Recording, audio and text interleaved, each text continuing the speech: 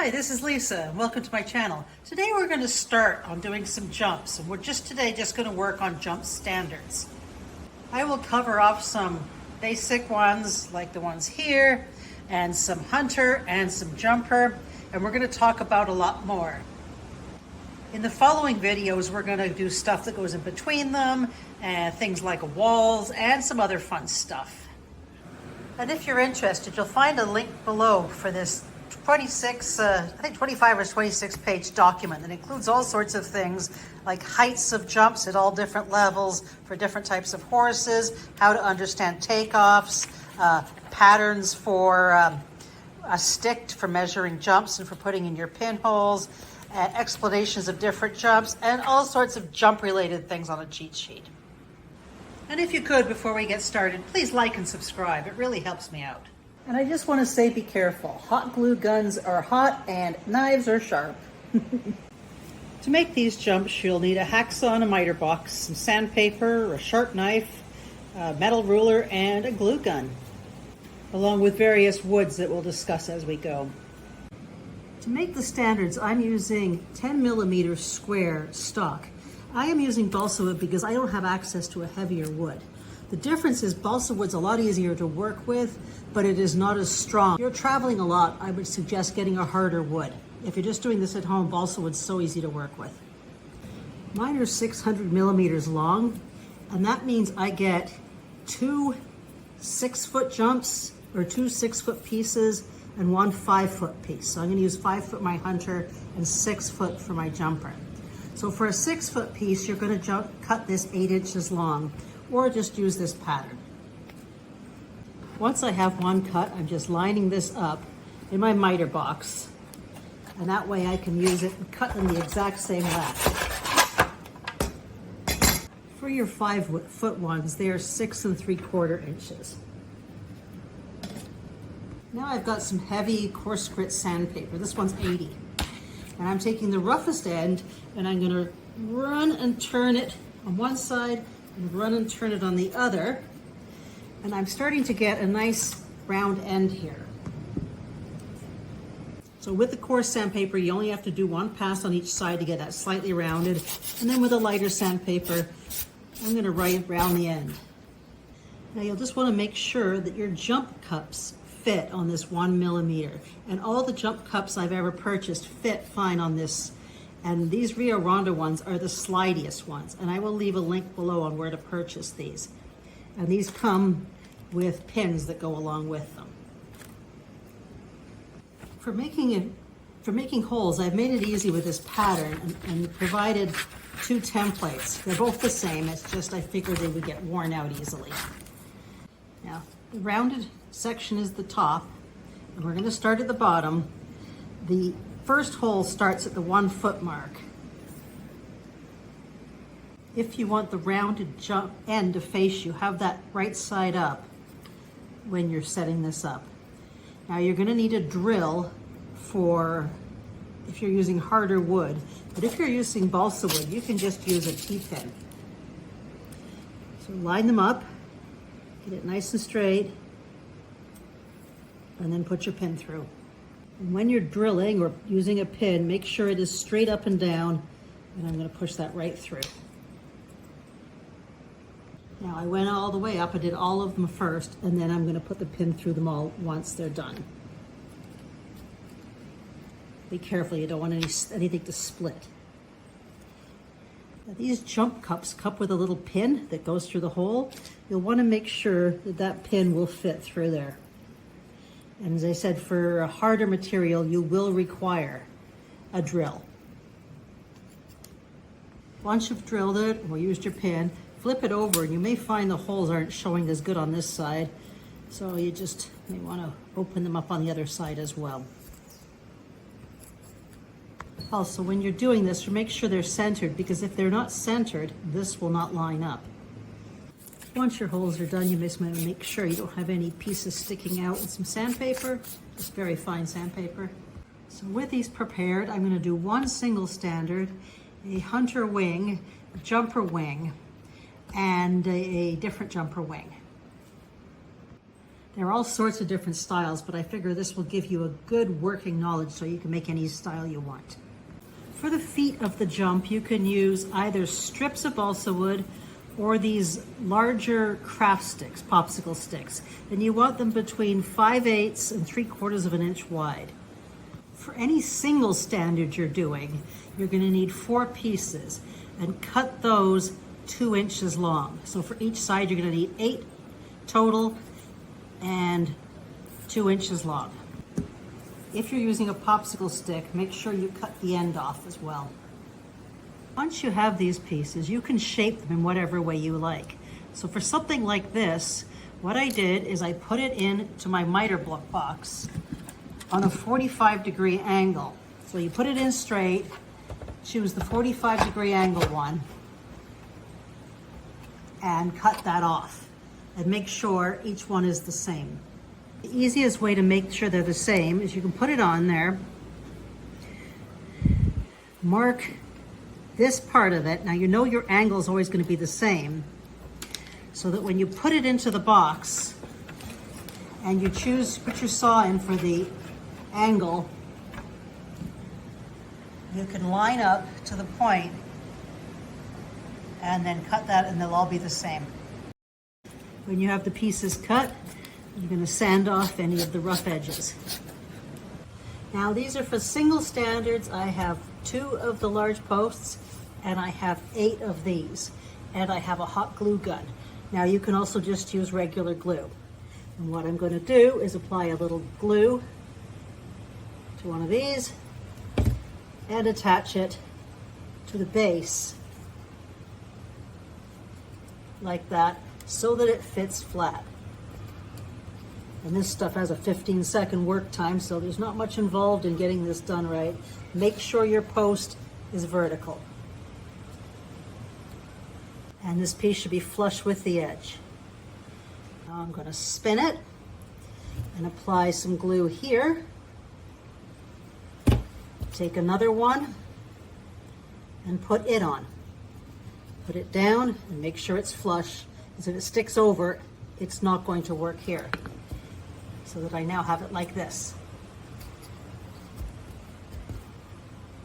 Again, turn it, apply the glue, and put on the third piece.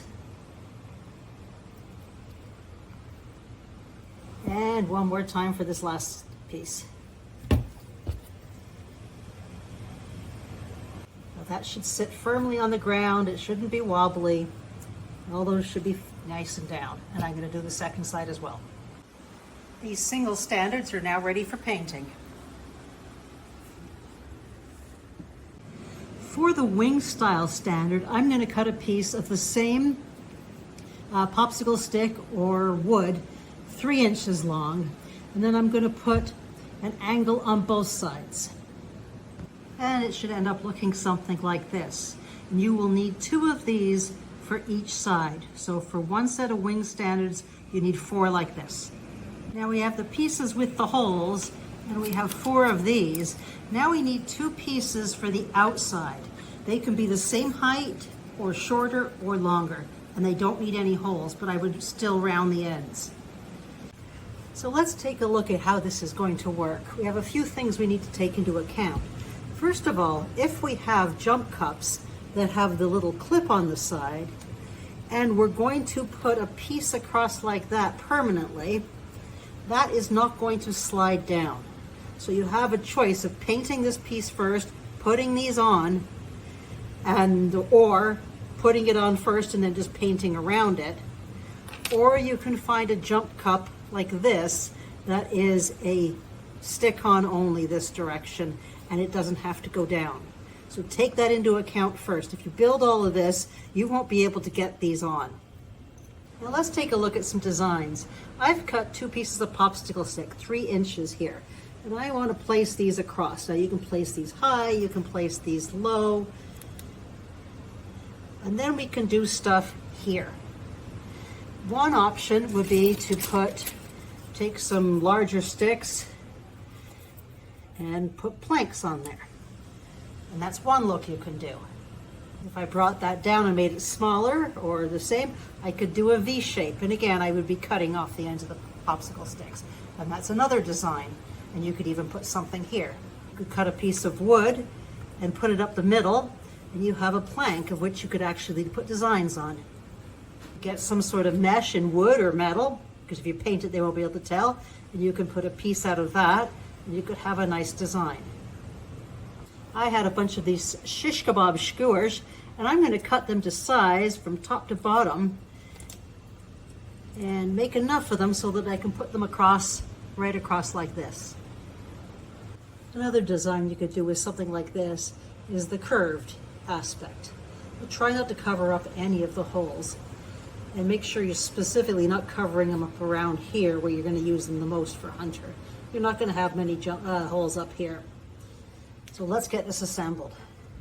When you're assembling, having a straight edge to make sure that the bottom are flush against that when you're gluing on these pieces will really help, because they should be standing square when you're done. And make sure you have them the right distance away for your center pieces.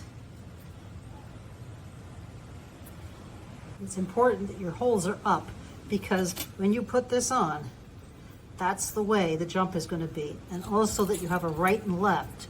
So this one is going to be that way, this one is going to be facing this way. The first thing I'm going to do is glue these two on, making sure that I have this flat. There's step one with the crossbars on. If in a place like this, you want to do something that requires a little time to set up, you might want to use a glue like that instead of the hot glue, since the hot glue dries immediately. So I'm going to pre-glue these parts. I want to carefully place these on, and I'm not going to do it on camera, so that they don't roll. Now that I've got them on, I can scooch them first straight and together, and then I can work in my shape. Match it on the other side. Using something round too can help you get it even. And there are the two ready. But before I put the feet on them, I'm going to make sure I let that dry long enough so that I can handle it properly.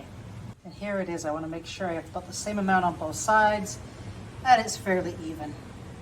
Now let's have a look at a different style. Say we want to be able to use the jump cups that slide. I've cut a piece of wood. This is the leftover. It's a harder wood, not a balsa.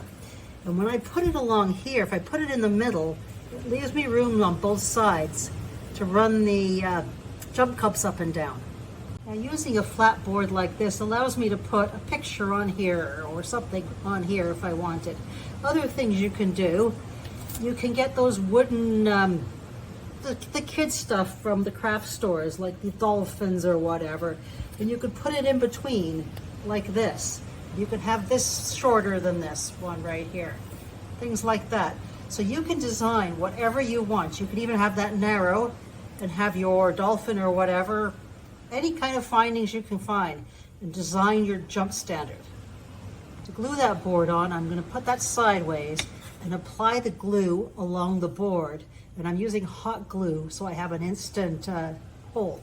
Then I'm going to determine where I want it and carefully put it right in the center there. Once I have that piece on, I'm going to mark where it should be on the other side. Apply glue down here, and you have to do this quick because the hot glue dries so quickly. That literally dries instantaneously. And now I'm going to put my wheel on here, and you can put all sorts of stuff over here. For the second, you can just use the first one to get your distances. Now you can see this just goes on and off just fine. For both of these jumps, I'm going to mark the center of these feet and apply hot glue right there and put that on the outside and make sure it's standing up vertically, and do it on both sides. So here's the first set ready to paint. I may just pick off a few of the glue strings off that wheel, but otherwise they look good to go. When you're designing and making yours, make sure you always have a right and a left. And when you're doing an oxer, the front can be fancy and the back can just be the single plain ones. And that makes it easier to move things around when you're showing. And it's what they do in real horse shows generally. When I was show jumping, one of my pet peeves was trying to get up next to an arena so we could make more use of the space. And this is very relevant for model horses. When you look at this angle, there's all this space, and a real horse could run through this. Now, we're not worried about that in our models, but let's make use and let's do what we would do for real horses. First, I need one of my poles, and this is the 5-foot one. And make sure your holes are running this way, and it's gonna go right up against here. And if you have an arena like mine, with the spacing here with a Verleen, we're gonna do something for that. I have a thin piece of balsa wood here, 3mm piece, and I'm gonna put it horizontal and push it till it gets to this point right here. And then on the other side, I am gonna trace along the inside of that. And I'm gonna see a wedge right here along that line. I'm gonna cut along that line. Using balsa wood, I'm just gonna lightly drag my knife along here a couple times so not to crack anything. And I get a wedge.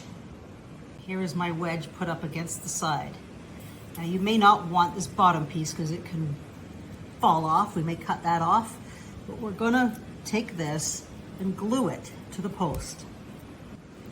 And then you may want to cut off a chunk right here as it gets too pointy. We're gonna cut another strip here, 1mm wide, in other words, the width of this.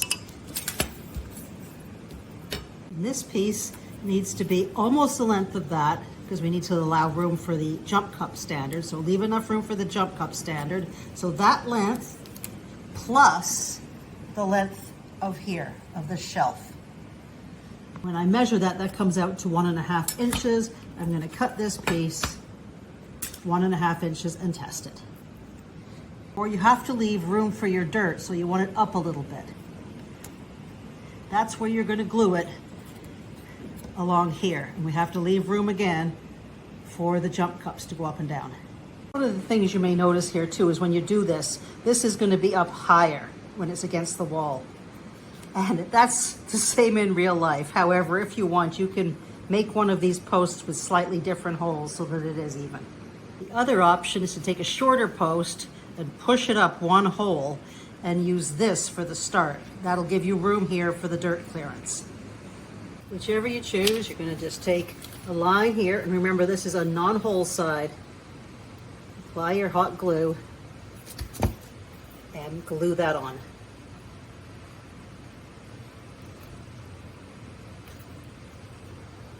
Then we're gonna take some glue and apply it on the top here. Remember, we're not going right to the edge because we need to leave space for the jump cup. I'm going to apply that in the center, like that. And that's your hanger. Now I've cut 2 more pieces of the wood, 1 centimeter this way, 3 inches this way. I'm going to apply glue to one side of those. And we're going to put it on here. Like this. Don't burn yourself like I just did. And that should be flat, flush with the angle. Then we're going to do the same for the other piece of wood. That is going to go next to it, like that.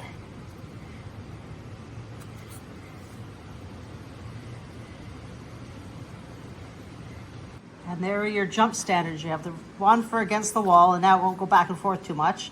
And you have the regular one. I've moved that up with a shorter piece so that they line up, and we're good to go into painting. So here's where we're going to finish off today. Here are 4 sets of standards. We've got the one on the wall, 1 hunter, 1 regular, and 1 jumper. Thanks so much for joining me. Next video, we will go into the things that go between here, like posts, rails, planks, and all sorts of other fun stuff. Here's a sneak peek at some of the filler. Please check out these new videos and have a great day. Thanks for joining me.